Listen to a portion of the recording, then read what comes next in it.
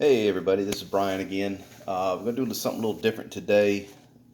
I've got a customer who brought their 440 in, said they repacked it themselves, but it wasn't priming up, so they wanted me to take a look at it to figure out what was going on. So I pulled the pump off, and when I pulled the pump off, I thought, hey, this is a good chance right here to get some information out to folks on what they should not be doing, and if they're not capable of doing this type of work, don't do it. Before we get started, as usual, keep your safety gear at hand. Make sure things are unplugged, pressures are off, safety glasses, whatever's required to keep you safe. We don't want to get you hurt. We want to help you out. Second thing is, as I always say, when time comes to have your equipment repaired, I show you how to do some of this stuff so that it can help get you out of a jam. Not a substitute for a certified repair shop. The certified repair shop is number one. That's where you want to go anytime you have an issue. Unless you can't get to one or you're in a situation where you need the machine now for whatever reason. This is just to help you through a situation. This is not a substitute by any means for the safety and the knowledge of a certified technician. So when I took this fluid section off, well, first thing I did, I tried to build pressure with it, and it did not want to build pressure. It sort of did, but didn't at the same time. So I went ahead and pulled the pump off of it, and when I pulled the pump off, I could see in here something looked a little odd, and you see that white ring there. These should not be here.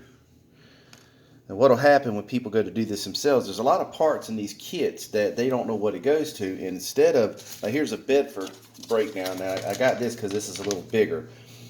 But the Bedford breakdown shows you every little piece goes. And O-rings such as this, and your parts and bits and pieces all the way through.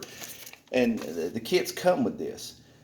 Nowhere on these directions on the Bedford, nor does it say on the Titan, it shows you in the top end here, you got your upper packing, then you got your packing guide, and then it has your packing nut. And nowhere in this picture does it show you two little O-rings that go up here to the top. These two little O-rings don't go there. So why they were there, I have no idea. But when I removed that, I also noticed there's a big gap here, which tells me that the packing, piston guide, is not in place, which can cause that upper packing to bulge through the top when you try to build pressure. And when it bulges through the top, you'll get leakage of your material from your piston. And if that goes unseen, that will, try not to hit the phone with the wrench here, that will damage your piston because you have pressure leakage past that piston. And that will cause pressure cutting on the piston itself. My camera's just in the way with my wrench here, and I'm afraid I'm going to hit it. Give me just a minute here. I'm not going to go through a rebuild on this. I've got other videos up there that show you how to rebuild a 440. So you can go there. This is just showing you things that I noticed when people try to do the work themselves. As you can see, there's no piston guide. Now this is a piston guide. It has a lip on this end. It's larger on this side here. It goes in the bottom. And what it does is it keeps the packing from bulging up from the pressure. So we got our packing nut off. Flip this over. And I don't know if you could tell it or not, but you see that ball. That ball, if he repacked this properly, that ball should be brand new, nice and shiny like a mirror. It is not. Which means he just reused the ball that was in place. He didn't want to take the time to remove the ball cage and pull that ball out of there.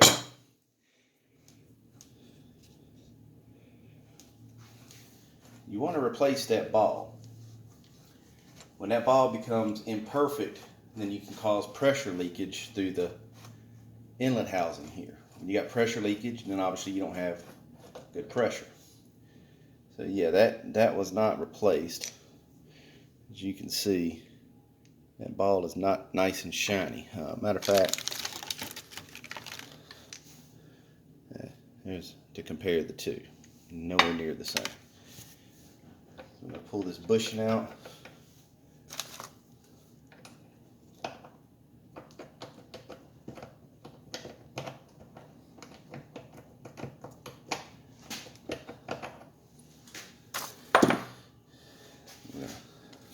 Push the piston out.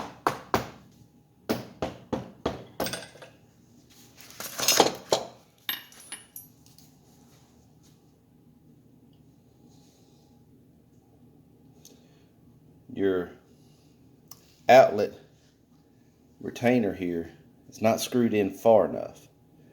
It's protruding. It should not protrude. If anything, it should be recessed. So that tells me either something's not right, but it probably got the wrong thing in there, or too many of something in there. His piston also should not have been reused. He's got, and it's going to be hard to see on the camera, I know, but there's a scratch right there. It's going to cause pressure leaking. It's already starting to pressure cut. You got scratches on here as well. So now when I stick my finger in here, you got a set of packings here and a set of packings at the top. These set of packings here, inside of this hole, this is a new set right here. They come greased up usually from Titan. These are Bedford, so I got to grease these myself. But on the inside, you got rings on the inside. These are lips. When you put this packing into the body of the housing, those lips should be facing in this direction, not this direction. Excuse me, like this. They shouldn't be this way. They should be facing into the fluid section. And if you can't look at it and tell, if you put your finger on it and slide it forward, it grabs going in. This way, it slides very easily. So that means the lips are pointing up. It goes in this direction. So if I feel his lips are facing down, which means it can't build pressure on the downstroke. It's just going to push it back in, or bypass the piston, I should say. So these packings here are not only chewed up, good God almighty. I don't know what he put it in with, but he must put it in with a file. But the lips are in the wrong direction. So we're going to flip it around at the top here. And yeah, we got bulging on the top. Let's see if I can show this to you. You can see how that's bulged up right here, and that's because that piston guide was not in place. So the packing bulges into that cavity there, and will cause your machine to not build pressure as well. Now this one, packings are in the correct position, just no piston guide. So we're going to move this out of the way. I'm going to come over here to this piston real quick, so I'm going to look inside. This isn't a long video. This is just to show you why, in a lot of cases, this ain't even tight. Look at that. And why a lot of times people should not be repacking or servicing their machines themselves. They need to take it somewhere and let somebody who knows what they're doing deal with this. Alright, so we're going to pull out what's on the inside here. There's a seat. And you got this fine little O-ring here, which does not go inside of the piston. And oh, he did change the upper ball though. That was mighty nice of him. But he didn't bother to change the lower ball. Now the gasket that's supposed to be in there is still in there. It's still holding the seat in. The cage in. See if we can force that one out of there. Not that I need it, because we're going to replace this piston. There we go. That's the one that's supposed to be in there. So he never took that one out. It's still sitting in there.